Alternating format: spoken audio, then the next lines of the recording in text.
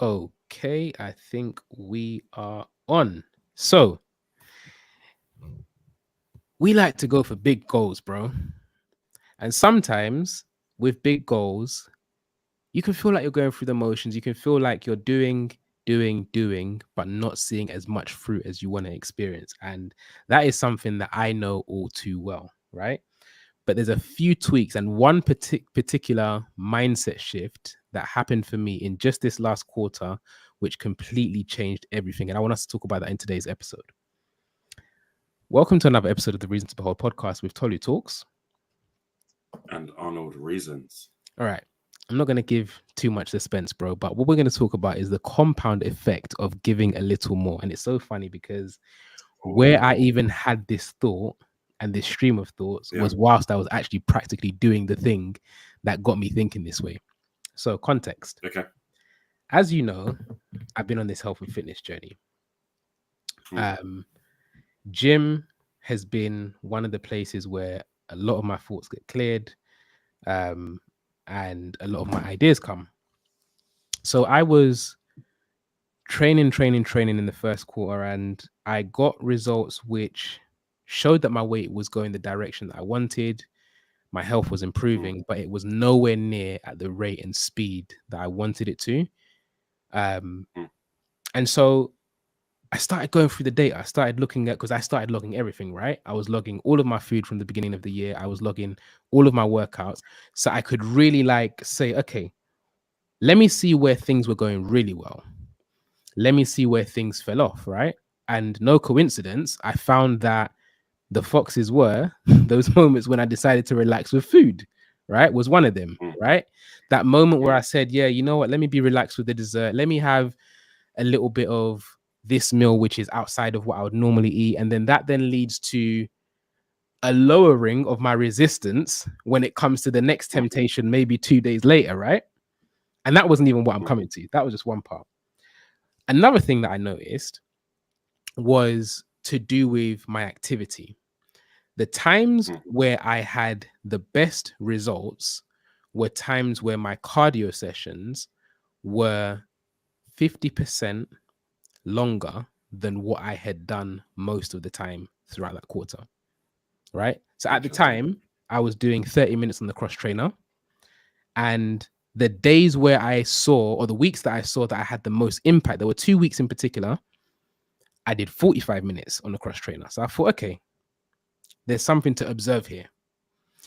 Yeah. More activity led to more results. And no doubt there's also the psychological impact of that, because when I know that I've had to work that hard to burn what feels like a fractional amount of calories, like when that temptation comes up, I really do think twice and 3 times, right?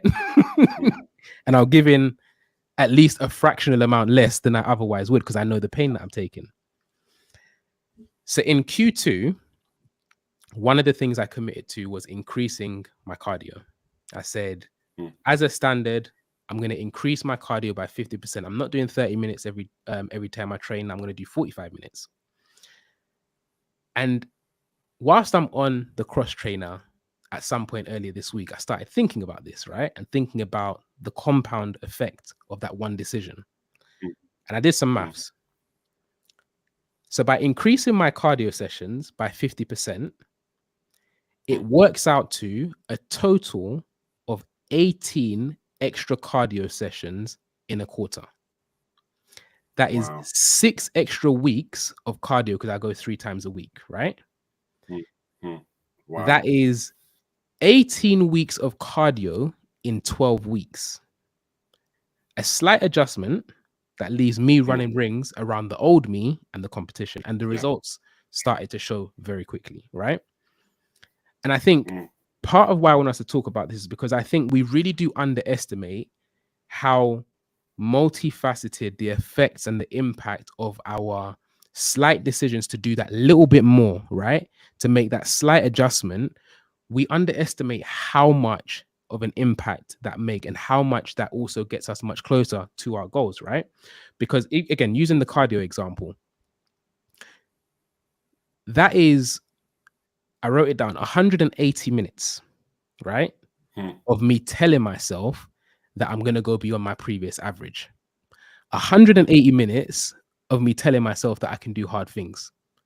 180 minutes of me listening to, because I'm listening to a whole load of motivational audio whilst I'm training. That's 180 minutes of extra reprogramming of my mind to let go of limiting beliefs, to even practice the idea of being able to do more. And of course, that translates into everything. Do you get what I'm saying? It translates into the difficulty that I might have in my business when I'm working on a case and it feels like this is not moving the way that I want it to move. By giving that little bit extra that I've been doing in the gym, it translates to how I approach that. It translates to how I deal with difficulties, barriers, and so many different things. And so I want us to talk about the power of the slight adjustment and the compound effect that it can have by giving just that little bit more. Talk to me, bro. I absolutely love that, because it's not until you zoom out and zoom out and zoom out that you really see the impact of it. Because when you look at it in the moment, you think, okay, what's 15 minutes more? But 15 minutes more makes a massive, massive difference. And I love that, because that is actually like, if you're doing it 3 times a week, that's an extra session and a half. Do you know what I mean? I didn't even add that one on the list. Bro, that's an extra session and a half a week. Because if it's half an hour at a time and you do 15 minutes times more, that's 45 minutes. That's a session and a half. That's crazy. That's crazy. And I think that there's this balance of making it seem small in the moment is important, because actually, like, what's 15 minutes more? Let's just do another 15 minutes. Great for your mindset, because it feel like it. But you also have to realize the massiveness of that over time. And it's like we were talking about The Richest Man in Babylon, you know, where he talks about the power of just like putting away that 10%, putting away that 10%, putting away that 10%, paying yourself first, paying that 10% away. And compounding is just such an amazing thing that God has put in place. Like, that's how this world works. Compounding, compounding, compounding. And seed time and harvest, like the seeds that you sow always end up bigger than what they were before. You know, same thing. Like that 15 minutes every time is a seed. It's a seed. 15 minutes every time. Little seed, little seed, little seed. But the impact of that is crazy. And I didn't even know that when you tracked it, that was something that you saw. That's amazing. Yeah, man. And do you know what? There's so many things that go into that as well. Because even the tracking it thing is something that I haven't always historically done well, right? So I might experience the feeling of, why am I not getting the results that I'm trying to get? But again, that decision to say, okay, I'm actually going to track everything diligently, good, bad, ugly. When I eat the takeaway, when I eat the dessert, when I go past my cal, I'm still going to track it, was a phenomenal switch, because it was that which I was able to build on by going back and looking through the data to even find what one of the tweaks I might have needed to make was. But it feeds into something else, which was another thought that I was having on the day, which I think was also influenced by something that I heard at some point, probably within all of the training sessions, but just about success overall, right? And how we sometimes consciously or unconsciously assume it's just this one big thing that happens, when really it is the compound effect of several little things added together. And I think about a house, right? A house is not like one block that just gets dropped onto a piece of land and then it's a house. It's brick number. In fact, even before the bricks, foundation. And even within foundation, it's not, again, just like one thing that gets dropped. It's several components that are added in over time, which then once they're dealt with, cement and all of that kind of stuff, you then start bricklaying, right? And even to lay the bricks, there's several things that have to be put in place to make sure that they're laid correctly. The mortar, after the bricks go up, you've got to get plaster, you've got to get all sorts of variables, like the ceilings need to go in, everything has to happen. And this is long before you've even got lights, flooring, painted walls, nice paintings on the wall, and furniture. And I think it's really something that I know did feed into this stream of thought was Bishop Hormozy, who's been preaching many a sermon, right? But what was it that he was speaking about? He was speaking about it was a thing you even mentioned when we met as well. The whole thing of how we think I did this thing, it didn't work out, so therefore this thing failed. When really the thing that you did after builds on the things that you learned in the thing that you did before, and you've actually got more muscles than you had when you first started out, but you sometimes discount the importance and the effect that initial thing played. And it just comes back to that same principle of, or the picture of a house, right? No brick is wasted, no component is wasted. Even the strings that might be used to level, to give you a guidance of whether the bricks are straight and all of that kind of stuff, they play a part, right? So and I think we've just got to think about building brick by brick by brick.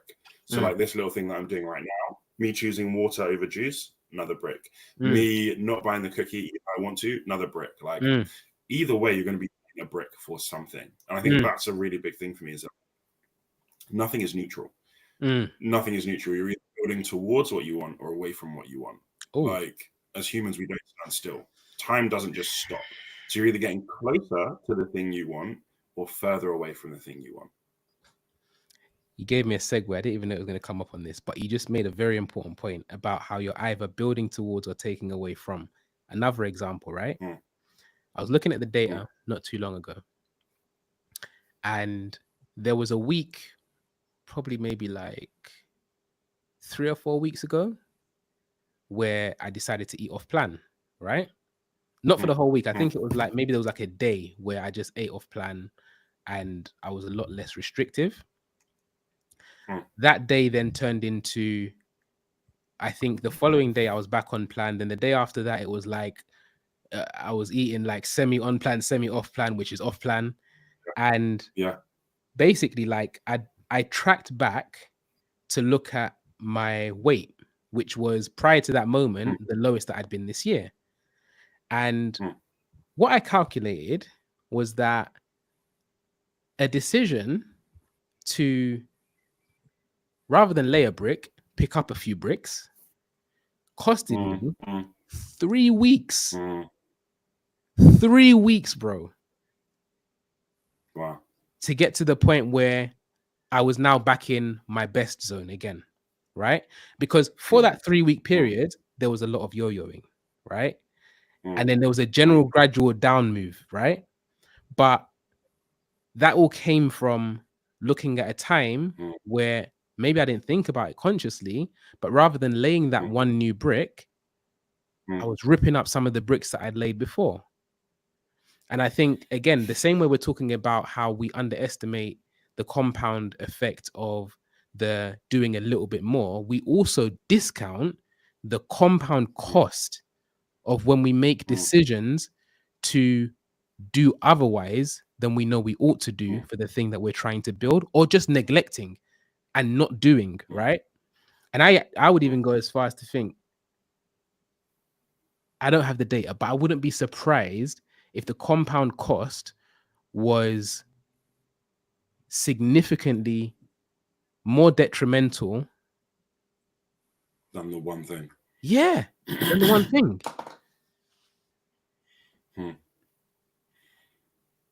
We're not thinking about compounding. So much. Say that again, bro. No, it takes compounding on both sides takes discipline. So if you want to be compounding positively, it takes the discipline of doing that thing all the time. Like we all know, like what you're meant to do, even with whether it's like crypto or stocks or whatever. Like what you're really meant to do is pick a stock that you like, buy it every week, month, whatever it is, over time, and that consistency compounds in something crazy. But do we actually do it? Do we actually have that discipline?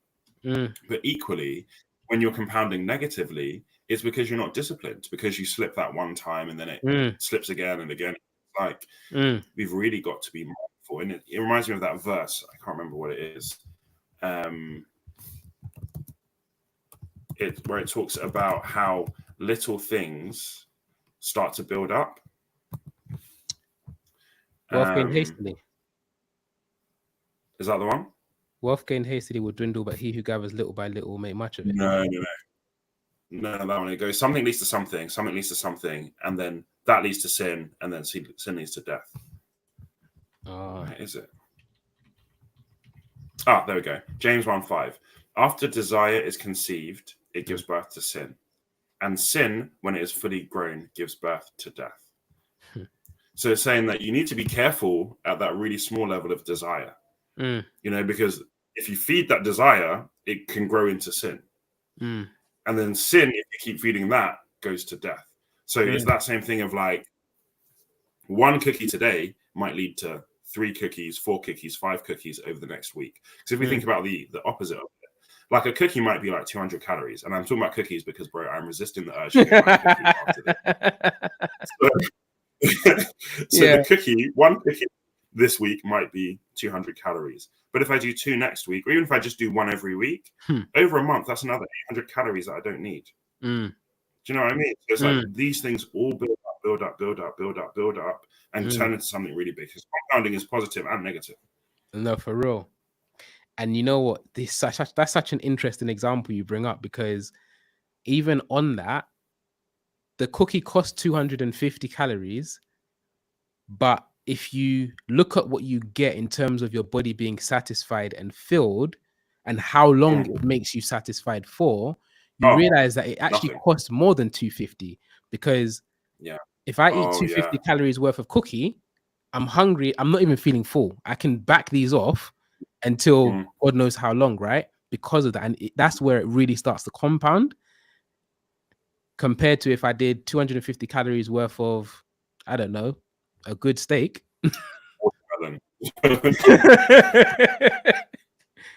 How that would make me feel and how long it would keep me satisfied for. Bro, that is so true. Because, and that's what I loved about what you say about the volume eating.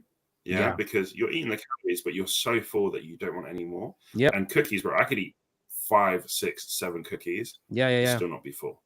I still need to eat more calories after to actually be satiated. Oh, bro, I'm gonna get. That's what I'm gonna do. What I'm gonna do. It's real, man. Compounding, man. So I think with that said, so you mentioned that it takes discipline.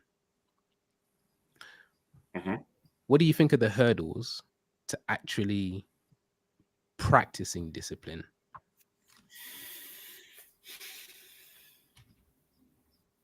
I think it's ironically discipline. Like, I don't know. Without like the process of building discipline takes discipline. Yeah. I just wonder, like, what is missing from us other than discipline? I have something I want to say on it.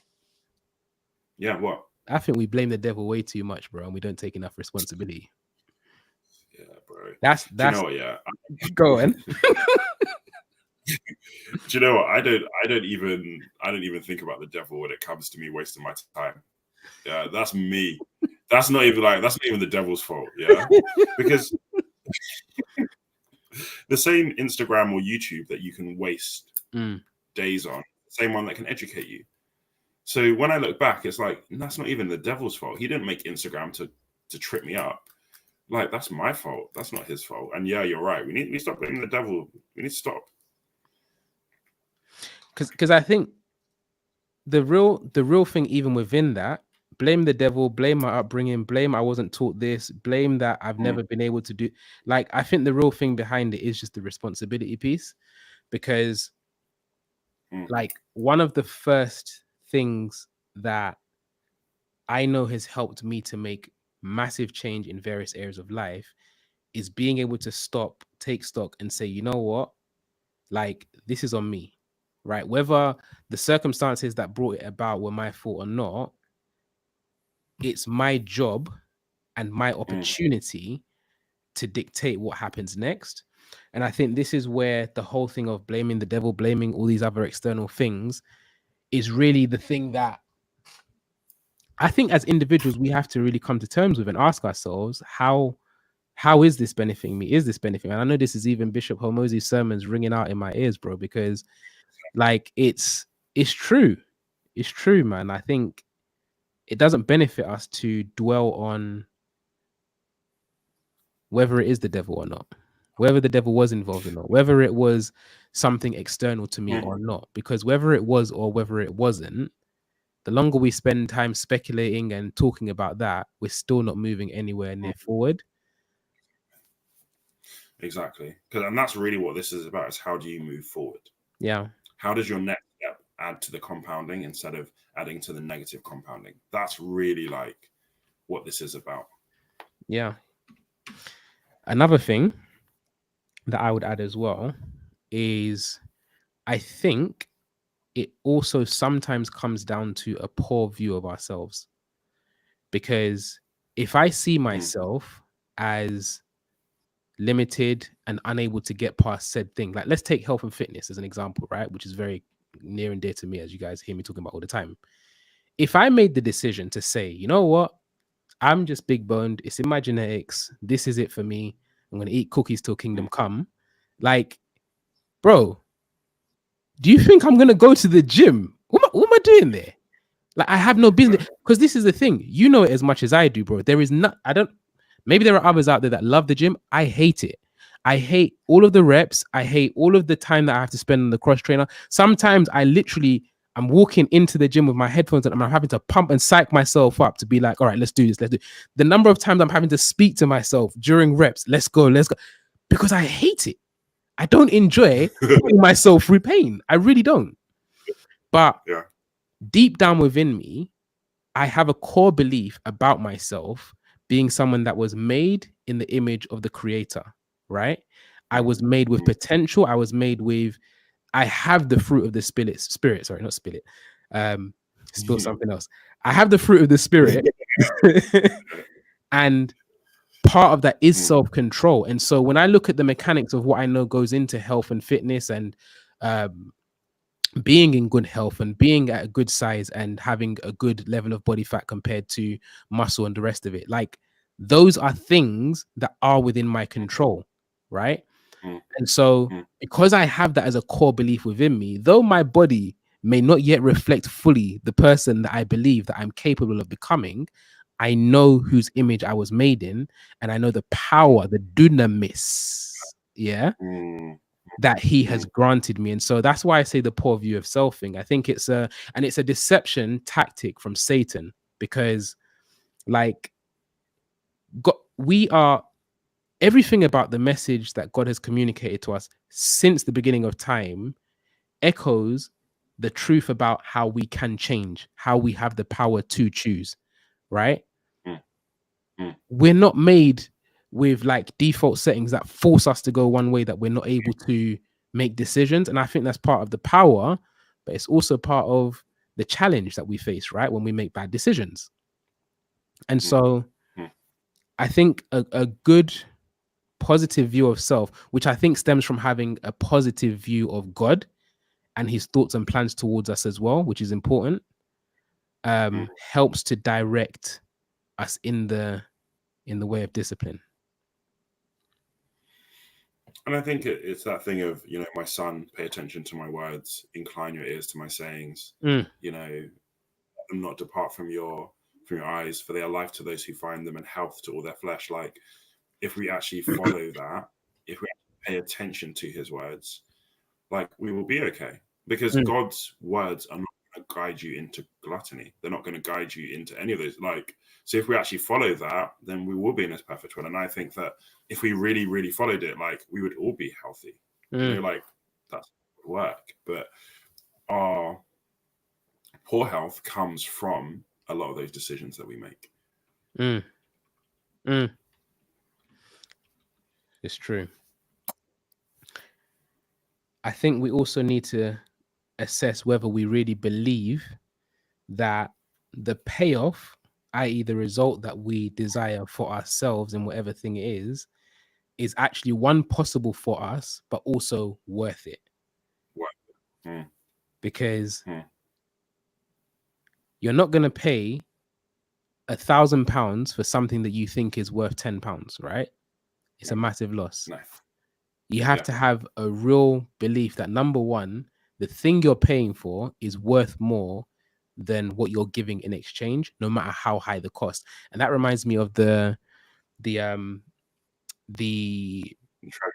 treasure hidden in a field, right? The guy who found this treasure went and sold all that he had so that he could purchase the whole field, right? At that moment, he saw what he'd identified as worth way more than even the greatest things that he'd already possessed. Because sometimes we just don't believe the trade-off's really worth it. Or even if we think it's worth it, we just don't think it's possible for us, whether we've thought about it consciously or not. And something that I found helps me with the second part especially is, if for any reason I can smell even a hint of doubt that it's possible for me, I baptize my mind and my ears with testimony, right? If it's the health and fitness journey, I'm looking for those transformation videos, right? Where I can see people that were 10 times my size and I say, bro, if it's possible for them, why can't it be for me? Right? Yeah. And again, various different situations. If it's the employment situation, finding the content of people that came from worse circumstances than you, who were able to achieve the things that you want and more, right? Business, entrepreneurship. For me, that's actually been a bit of a cheat code. I look for the people that no matter how you stack it, they are way more disadvantaged than you. They're starting off from a worse position than you are, and they were able to do it. Because then it just makes me think to myself, you know what? So possible. I've got an advantage. It's so possible. Let me do it. Possible. I think that thing of putting things so far away from us is so common. So common. So many people do that. Oh, well, that's okay for that person. And yeah. But it's like, you're not that special that like God made it so that only you can't do this thing. Yeah. Like, what? No, these things are all possible. All things are possible like that. Like, we need to shift that mindset. We really do. So with that said, bro, final words to the person that's been listening and they're saying, you know what, like this big goal that I've been going for, I've tried, I failed, I even gave up on it. The goal itself has so much dust and cobwebs on it, I don't even know where I've placed it because it's not something that I'm going for. What would be your encouragement / exhortation to somebody like that? Put a brick on it. Put a brick down. Like, okay, you can't even think about the big dream. Okay, what's one thing you can do today to put a brick down? Yeah. What's one thing that you can avoid doing today that takes up a brick? Like, put a brick down. That's what I would say. Put a brick down. What would you say? Two things. Number one, in the words of a great prophetic psalm, if at first you don't succeed, that's just so try again. It's not really a psalm, for the record. Just want to clarify before they come and say that he's a heretic. What's it called? The second part, I think, builds on what you said as well. But every great outcome started with a decision. Like, if you think of the iPhone, right? This device that is pretty much in all of our pockets. Once upon a time, at some point in time, somebody made a decision to say, I'm going to do something different from what is currently known or currently experienced. And I think regardless of what has been and what has happened or what has not happened so far, there is nothing that robs us of the opportunity for so long as we have breath to, like you said, build that first brick, lay that first brick. And you know what? Sometimes even before laying the first brick, it's actually looking at what's in front of you, because sometimes even before you lay that brick, you might have some things you need to rip up and tear out and put out of the place, right? Case in point, health and fitness journey, again, my example that I like to go to. I had to, at some point, review what was in my household, right? Because yes, I can do this whole thing of self-control, but listen, until I'm sure that that muscle's strong, how about I make this a bit easier for myself so that I don't find myself in a position where I only find out that there was fire on my chest after it's burned me, right? So how about let me look in that cupboard, Let me clear out the things that are going to be unhelpful, and let me actually try and build things by, first of all, clearing away the stuff, the garbage, the stuff that's going to take away from my goal, so that I can actually lay that brick and not lay on a poor foundation. Yeah. And I think, honestly, bro, like, we need to ask for help.